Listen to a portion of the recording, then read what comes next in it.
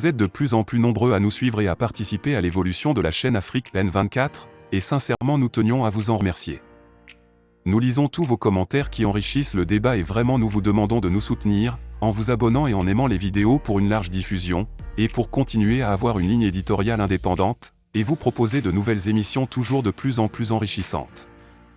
Encouragez et protégeons la communauté Afrique N24, en vous abonnant et en cliquant sur le pouce bleu j'aime sur les vidéos que vous visualisez. Ne restons pas passifs, soyons actifs. Merci et à bientôt. Le bulletin d'information de ce jour.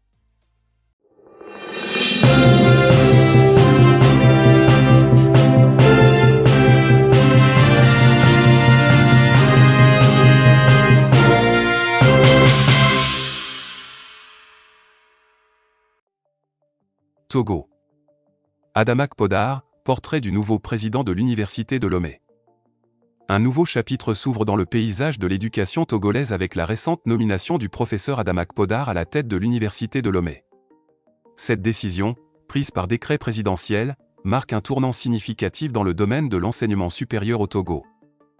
Un parcours académique exceptionnel. Le professeur Adamak Podar est un homme dont la carrière académique impressionnante a été saluée par ses pairs. Avant sa nomination, il occupait le poste de directeur de l'École nationale d'administration, ENA. Sa désignation à la présidence de l'Université de Lomé est le couronnement d'une carrière dédiée à l'excellence académique. Il est professeur titulaire en droit public, une discipline fondamentale pour la formation des futurs leaders et décideurs togolais. Son expérience en tant que vice-président de l'Université de Kara lui confère une connaissance approfondie de la gestion universitaire. Une dimension internationale. L'excellence académique du professeur Adamak Podar s'étend bien au-delà des frontières du Togo. Il a obtenu son agrégation en droit public et en sciences politiques en 2005 à Djamena, au Tchad, se classant en tête de sa promotion. En 2002, il a également soutenu sa thèse de doctorat en droit public à l'Université de Poitiers, en France, avec mention très honorable et les félicitations du jury. Sa carrière internationale comprend également une période en tant qu'enseignant-chercheur à l'Université de Poitiers entre 1999 et 2004, où il a reçu le premier prix du Centre français de droit comparé en 1999. Cette expérience internationale apportera sans aucun doute une perspective mondiale à sa nouvelle fonction de président de l'Université de Lomé. Un passage de témoin solennel. La nomination du professeur Adamak Podar à la présidence de l'Université de Lomé a été marquée par une cérémonie officielle de passation de services et de responsabilités. Cette transition symbolique s'est déroulée en présence de nombreuses personnalités de l'enseignement supérieur togolais. La passation de témoins entre le professeur Komla Dodzi Kokoroko, l'ancien président, et le professeur Adamak Podar a eu lieu au sein même de l'Université de Lomé. Cet événement solennel a inauguré un nouveau chapitre pour cette institution académique. Une vision pour l'Université de Lomé. Le professeur Adamak Podar entre en fonction à la présidence de l'Université de Lomé avec une riche expérience académique et un engagement envers l'excellence éducative. Sa nomination offre l'opportunité de dynamiser l'enseignement supérieur au Togo. Sa vision pour l'Université de Lomé pourrait inclure des initiatives visant à améliorer la qualité de l'enseignement, à promouvoir la recherche et l'innovation, ainsi qu'à renforcer les liens entre l'université et la communauté. Fort de son impressionnant parcours académique et de sa passion pour l'éducation, le professeur Adamak Podar est bien placé pour apporter des changements positifs à l'Université de Lomé et à l'ensemble du système éducatif togolais. Le général Oligui Nguema rencontre Ondo Ossa à son domicile, un rapprochement inattendu. Vers l'union sacrée? Suite à l'annulation du scrutin présidentiel par les militaires, Albert Ondo Ossa, le candidat consensuel de l'opposition, semble opter pour la flexibilité. C'est du moins l'impression qui se dégage ce mardi 5 septembre 2023, à la suite de sa rencontre avec le président de la transition, le général Brice Oligui Nguema. Cette réunion suggère que les deux hommes sont disposés à collaborer pour garantir le succès de la transition.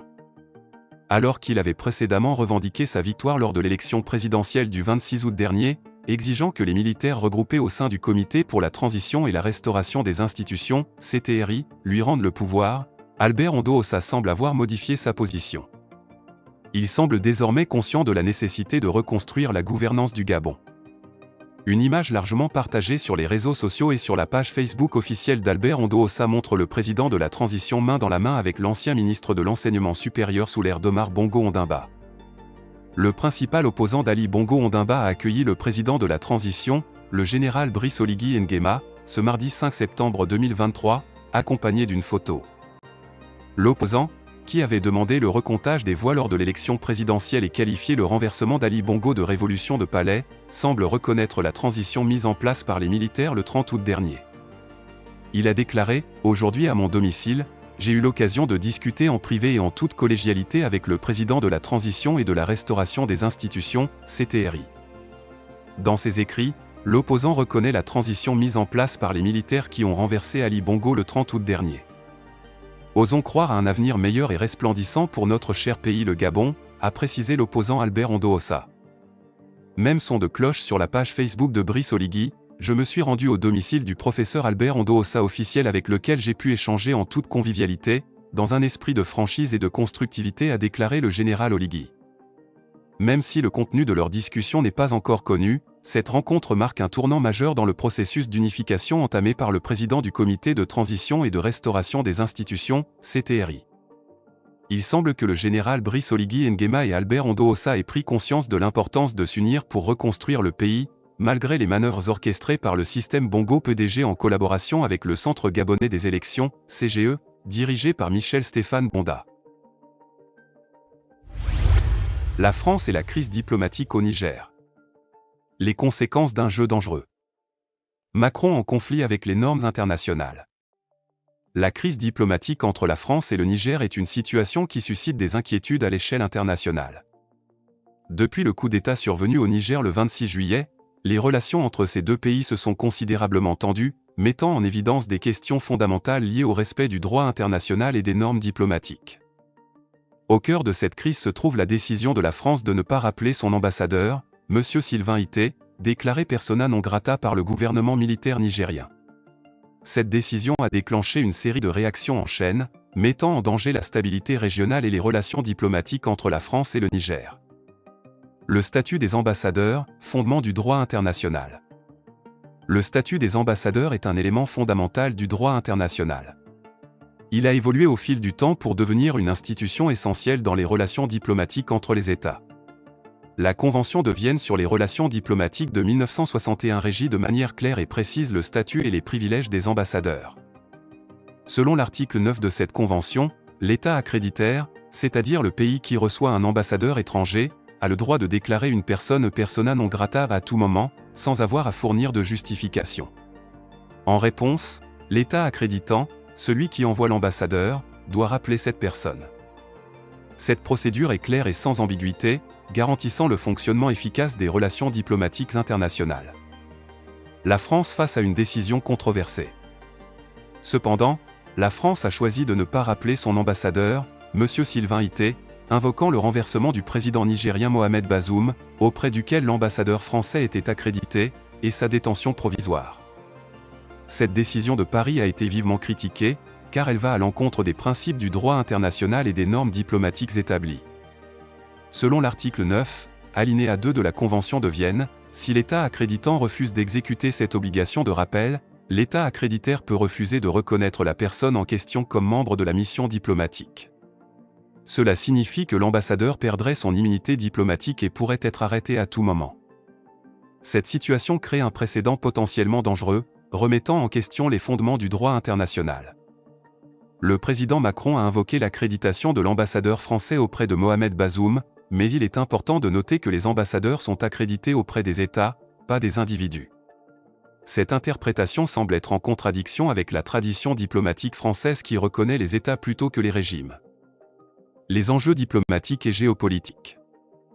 La décision de la France de ne pas rappeler son ambassadeur a des conséquences diplomatiques et géopolitiques majeures. Tout d'abord, cela exacerbe les tensions entre la France et le Niger, menaçant la stabilité régionale. La crise diplomatique s'est intensifiée avec l'expiration de l'ultimatum de 48 heures fixé par les autorités nigériennes. La France face à un dilemme.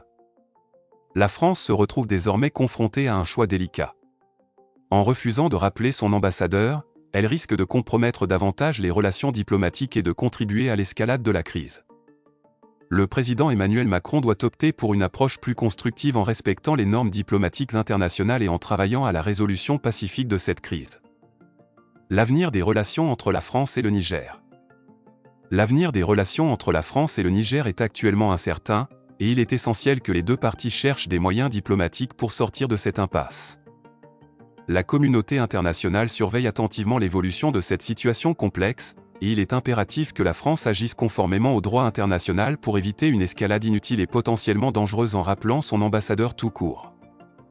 La crise diplomatique entre la France et le Niger met en lumière l'importance du respect du droit international et des normes diplomatiques. La décision de la France de ne pas rappeler son ambassadeur, M. Sylvain Ité, remet en question les principes fondamentaux des relations internationales. Il est crucial que la France réévalue sa position et agisse de manière responsable pour préserver la stabilité régionale et restaurer des relations diplomatiques saines avec le Niger. L'avenir de ces relations dépendra des actions et des décisions à venir des gouvernements français et nigériens. Niger-CEDEAO. Tensions toujours vives entre le Niger et le Bénin. Renforcement du blocus frontalier avec le Bénin par les nouvelles autorités du Niger. Les nouvelles autorités nigériennes ont intensifié leur dispositif de sécurité à la frontière avec le Bénin pour faire face à toute éventuelle intervention militaire de la CEDEAO. Depuis le jeudi 31 août 2023, des travaux de construction d'une barrière ont été signalés sur le pont reliant les deux pays. Les tensions persistent entre le gouvernement militaire de Niamey et les autorités de Cotonou. Selon les informations, des mouvements ont été observés du côté nigérien sur le pont frontalier de la route inter-État Cotonou-Niamey depuis le jeudi 31 août 2023. Des équipements de construction ont été repérés sur place, indiquant le renforcement du dispositif de fermeture des frontières entre le Bénin et le Niger. Ces travaux visent à renforcer le blocus frontalier. Auparavant, un conteneur était utilisé pour bloquer la route malgré le déploiement massif des forces militaires du côté nigérien.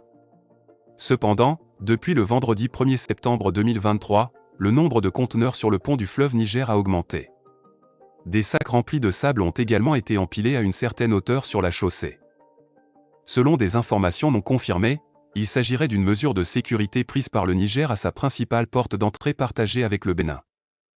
Ce renforcement du blocus frontalier intervient dans un contexte où la CEDEAO envisage une éventuelle intervention militaire contre le gouvernement à Niamey.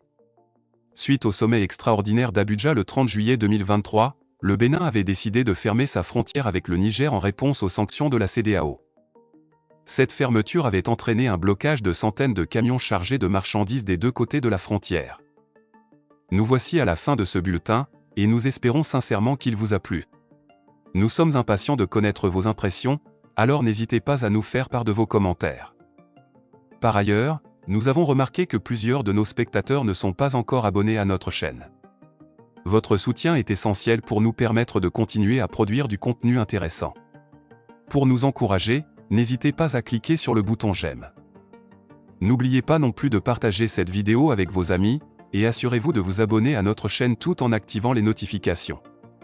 Ainsi, vous serez informé chaque fois que nous publierons une nouvelle vidéo. À bientôt. Vous êtes de plus en plus nombreux à nous suivre sur Africaine24, et vraiment nous tenions à vous en remercier. Nous lisons tous vos commentaires qui enrichissent le débat et vraiment nous vous demandons de nous soutenir pour continuer à avoir cette ligne éditoriale indépendante, et vous proposer des émissions toujours de plus en plus enrichissantes. Merci et à bientôt. Likez la vidéo si ce n'est pas déjà fait. Laissez aussi votre point de vue en commentaire. Abonnez-vous et cliquez aussi sur la petite cloche de notification pour ne rien rater de nos prochaines vidéos. N'oubliez pas de partager aussi la vidéo et de la liker.